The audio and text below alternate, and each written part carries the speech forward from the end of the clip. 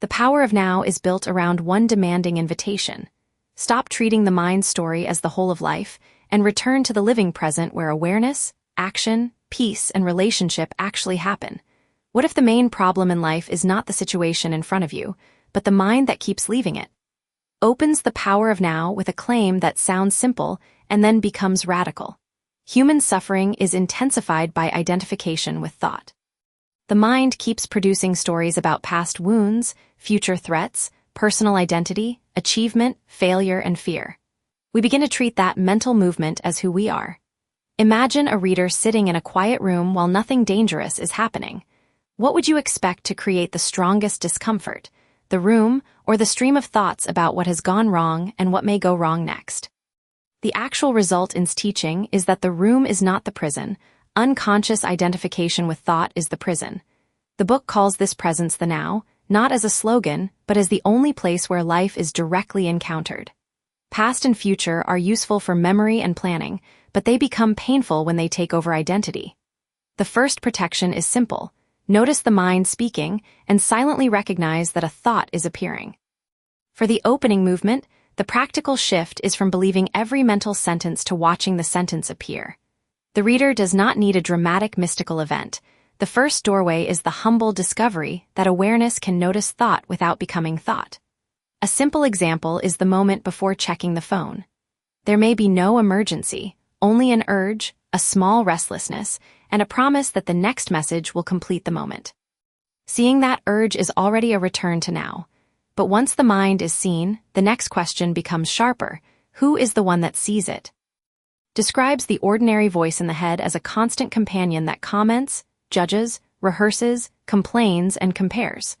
Most people never question it because it sounds intimate and uses the word I, yet the book asks the reader to listen to that voice as if listening to someone else. Suppose the voice says, I have failed, and the body tightens around that sentence.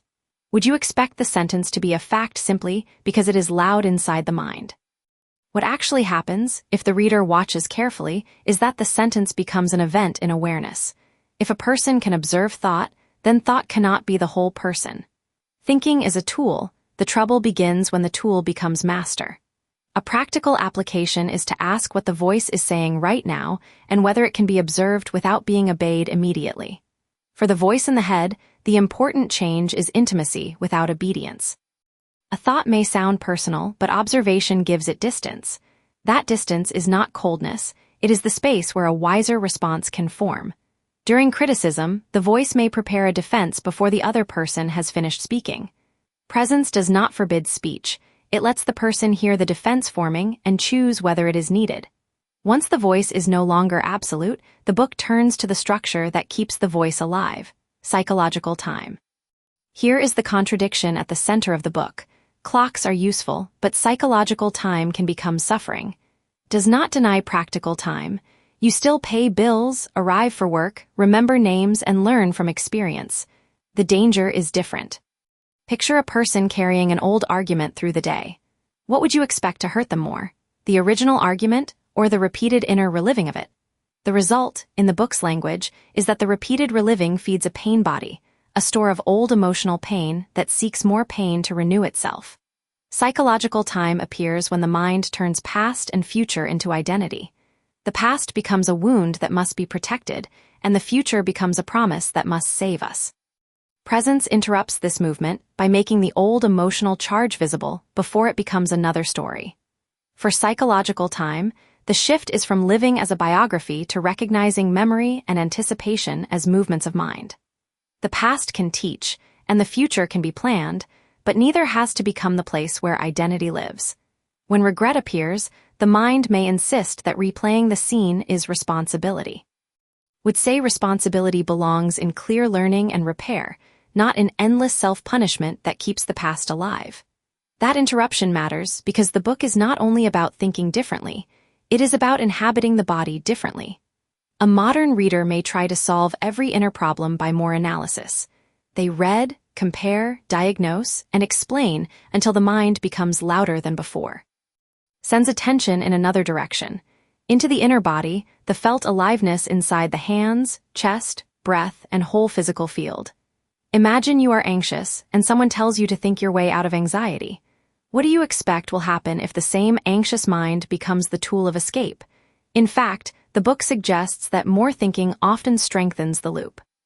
Feeling the inner body changes the relationship to the loop. Sensation is always now. You cannot feel tomorrow directly, you can only imagine it. Several times a day, bring attention into the body before the mind has to win an argument. For inner body awareness, the teaching becomes physical.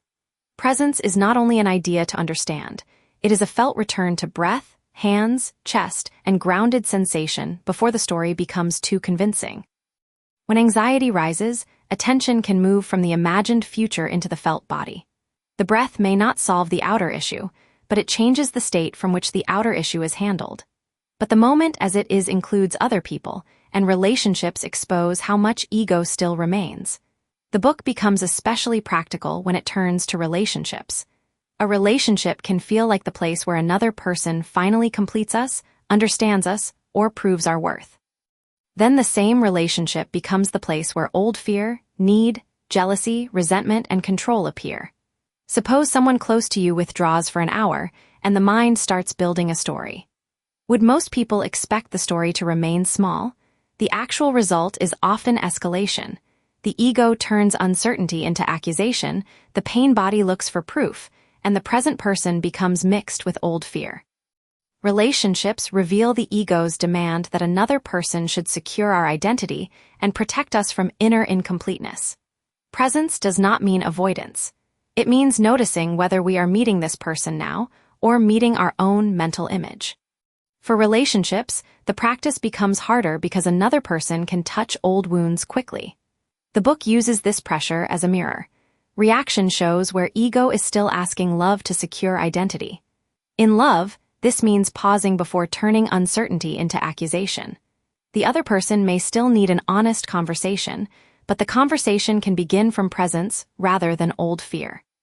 When relationship pressure reveals ego, the next movement of the book asks what acceptance really means. The word surrender can sound like defeat, but uses it in a more exact way.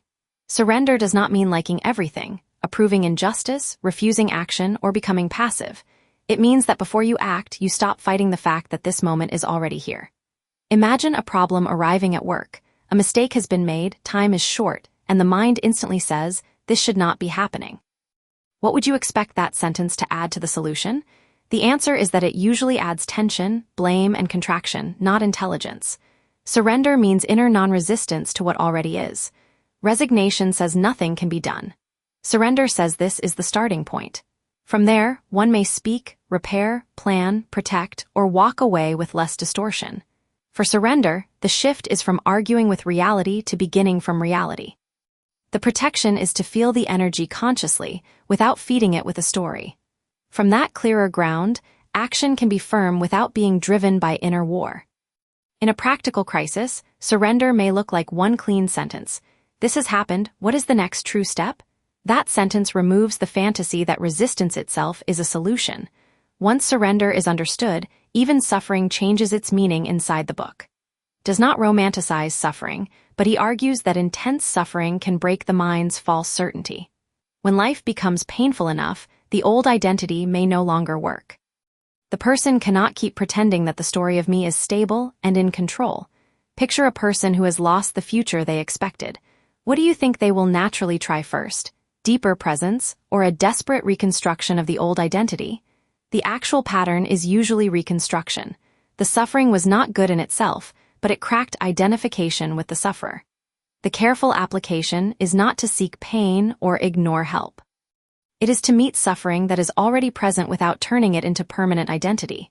For suffering, the book asks for great care. Pain is not praised, but when pain is already here, it can reveal the false self that keeps resisting life. Conscious suffering means the wound is met without being turned into a permanent name. When grief or loss appears, the book asks the reader not to add a second wound by making pain into identity. Help, action, and support can still be sought while the inner story is watched. From there, widens the frame from personal relief to consciousness itself. The later movement of the book becomes more openly spiritual. Speaks of being, consciousness, stillness, and the. For a skeptical reader, this language can feel abstract, but inside the book it grows from the earlier experiment of observing thought. Suppose a reader hears the word being and expects a belief system. What happens next if they test it as direct attention instead? The result is less about adopting a doctrine and more about noticing silence beneath mental noise. Calls that deeper dimension being, the silent presence in which experience appears. The final meaning of the book depends on this. Awakening is not escape from life, but a different quality of participation in life. For being, the summary reaches the deepest claim. Awareness is not presented as a concept to decorate the mind. It is the quiet field in which thought, emotion, sensation, and relationship are known. In stillness, the reader does not become less alive. The book suggests the opposite. Life is met more directly when the personality no longer has to defend itself at every moment. The whole book therefore returns to one practical test. What is your relationship with this moment? At the end, the book is not asking the reader to remember a technique. It is asking for a new center of gravity. The mind can still plan, speak, repair, create, and learn, but it no longer has to pretend to be the whole self. Pain can still arise, but it can be met without becoming a permanent identity. Relationships can still challenge us, but they can reveal ego instead of merely feeding it. Return to the opening question. What if the main problem is not the situation in front of you, but the mind that keeps leaving it? The larger lesson is that the present moment is not small. It contains the only place where consciousness can awaken, where love can be real, where surrender can become intelligent action, and where suffering can stop being renewed by thought. The practical takeaway is simple enough to test today.